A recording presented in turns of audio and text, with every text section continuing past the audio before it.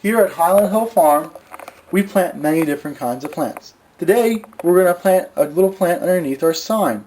First thing we do is we take our shovel and we scrape away the old mulch. The reason we do that is because we want to save the mulch for at the end.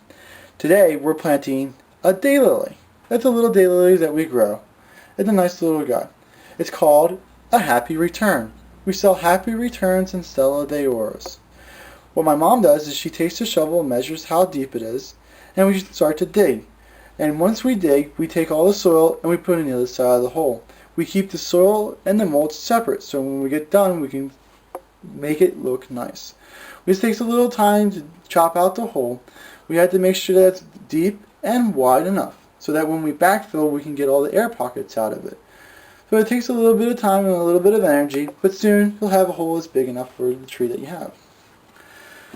When we plant trees, we usually tend to try to keep it a little bit high.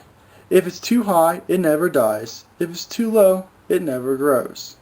So we take the plant that we want to plant and we turn it upside down to help use gravity to pull the plant out of the pot. Then we put the plant back into the hole that we have just dug. Once it's in the ground, we take the soil that we dug up out of the ground and we chop it up real nice. We chop it up nice so we can make sure that there's no big air holes in the soil. Then when we bring the dirt around, we make sure we lift up the branches so none of the branches and the foliage get stuck underneath the ground. We use the shovel to work the soil into the hole to make sure that there's no big gaps of airspace down and lower in the soil. So once we get all the dirt around it, we make sure it's nice and smooth, we get most of it. Then we take the old mulch that we scraped away from the beginning and spread it around the tree. We try to do this to make it look like the tree's been there the whole time. So as we scrape this old mulch back around it, we try to make it so that it looks like it was before. Once we get finished, hopefully you won't be able to tell that this plant was just planted. My mom likes to keep the tags so she knows which trees that she planted where. Usually you keep it fairly close to the tree, because you never know what happens. Wind or a rabbit could pull it away, and if it goes to the wrong plant, you could miss ID plants. So keep it close. Other facts about daylilies. Daylilies usually like living in places where it's very moist and well drained. Right here is a creek right close to our farm.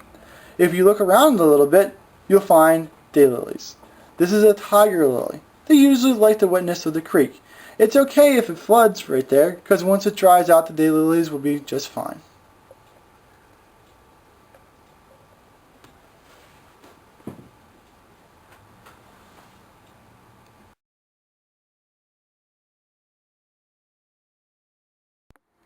At Highland Hill Farm, we sell many kinds of daylilies, tiger lilies, and cultivars.